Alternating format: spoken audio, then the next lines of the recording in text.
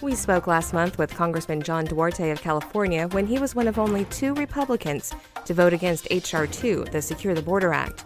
He has now given his support to the Dignity Act, and I caught up with him this week to find out why. I'm Sabrina Halverson. Let's get into this week's AgNet Weekly. I wanted to talk to you today about the Dignity Act, and I've been reading up about it, and you are one of the co-sponsors, and this was something that we talked about the last time about I want to say almost a passion that you have for getting immigration right. And tell me a little bit about the Dignity Act and why you think this is important. Well, it's an act that's sponsored by 2 Hispanic representatives, Escobar, who is a Texas Democrat, and Maria Salazar, who is a Florida Republican. And they've been working on this for, I think, several sessions now. And they're bringing it back to the floor in this Congress. And it's a major bipartisan immigration bill. And it's the first one in over a decade where it starts as a bipartisan bill because we know that, to get it across the line and actually bring the kind of change and progress that we need to immigration, we need both sides to be on board. Too many bills have fallen apart for lack of bipartisan support. So they're willing to build this very methodically. They've put a lot of thought into the policy, and it's a comprehensive immigration bill. The first thing it's got is $25 billion to fully secure the border. So border security is front and center in this bill, and that makes it really easy for me to support it because I regretted not being able to vote for H.R. 2. But this is what we need to actually get change at the border is something that entices bipartisan support so we can get the border security accomplished and then solve some other major immigration issues. So what kind of things would that $25 billion be spent on? Well, I don't think we can talk about border security without a barrier. And I don't think this bill is going anywhere through a Republican majority Congress without a solid barrier is where it starts. And then in some areas, technology and other detection and technologies will be added to that, but it starts with a solid border barrier. Mm-hmm. And then the last time that we talked, you had a respect, I would say, for people who have been here, dreamers and migrant workers and that kind of situations. And you talked about wanting to make sure that they were treated appropriately. Do you feel like this bill does that?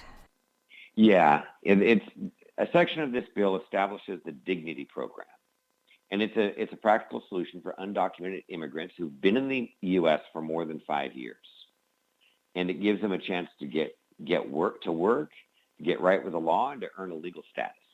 And so I'm excited about that. I really believe we've got so many people who are playing important roles in our economy today who aren't documented. And we need them to come out of the shadows and start accumulating Social Security, accumulating Medicare benefits, paying taxes, not working for cash in the gray market, and really become a full-fledged part of our economy, and to be able to raise their kids and buy homes and become full members of our communities. And so the dignity section of this bill provides a lot of that.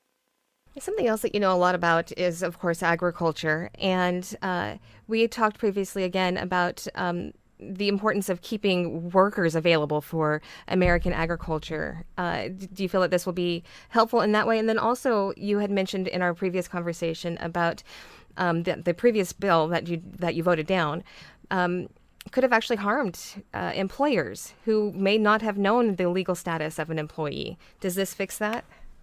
It helps quite a lot. It's got a big H-2B program that exempts returning workers from the visa caps. And so it really expands H-2B quite a lot. I want to see this part of the act maybe get even bigger.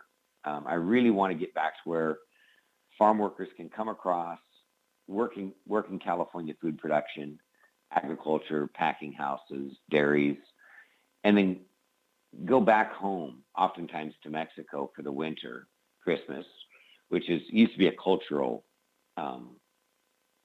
tradition for a lot of the Mexican field workers, and then come back in the spring, go back to work.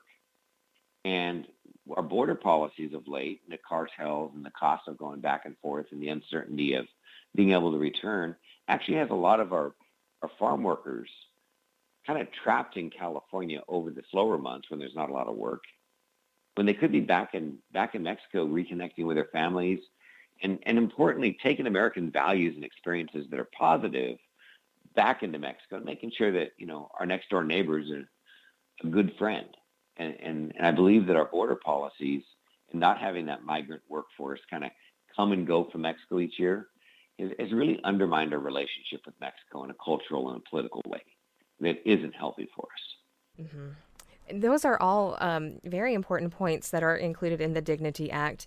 Do you feel that everything, it sounds a lot like everything that you and I had talked about before, that this does check a lot of those boxes that you were really looking for. It does. And that's why I was excited when I learned from Maria Salazar, of course, that she'd already composed a lot of this. And of course, it's going to go through Congress. It's got to go through the Senate. It's going to get negotiated. But I think the backbone of this act, the major sections, are recognized as the big things that we've got to accomplish. Now, there might be other elements of immigration policy that get attached to it. One thing we all know is that whatever comprehensive immigration bill we pass is going to be imperfect from a number of points of view, because we all have different districts that we represent. We all have different primary concerns that we want to see dealt with in the legislation. But I think talking to Maria and Veronica just today on the floor, we all agreed that the goal of this bill is to improve from the status quo. If this bill isn't perfect by everyone's esteem, which it can't be, at least it will improve the situation broadly from where we are today and where we've been for decades now. And it already does have bipartisan support, as you've mentioned. Do you see support growing? I'm going to work to grow support. I'm going to be an advocate for this bill. I talked to Maria and Veronica on the floor today and said, "Hey, help us be one of our lieutenants." I said, "Hey, I'm happy to get in there and help you ladies build a coalition for this." And also, finally, my last question really is that, again, that this has been kind of attempted in previous years, so far has not made it through, obviously. Do you feel like this is the year? I like it. I look at my freshman class. We've got Juan Ciscamani. We've got Lloyd Chavez de Reamer. We've got Monica de la Cruz. We've just got some great conservative Hispanic Republicans in our freshman class. We've got Tony Gonzalez in there down in Texas. We've got Maria Salazar. We've got a growing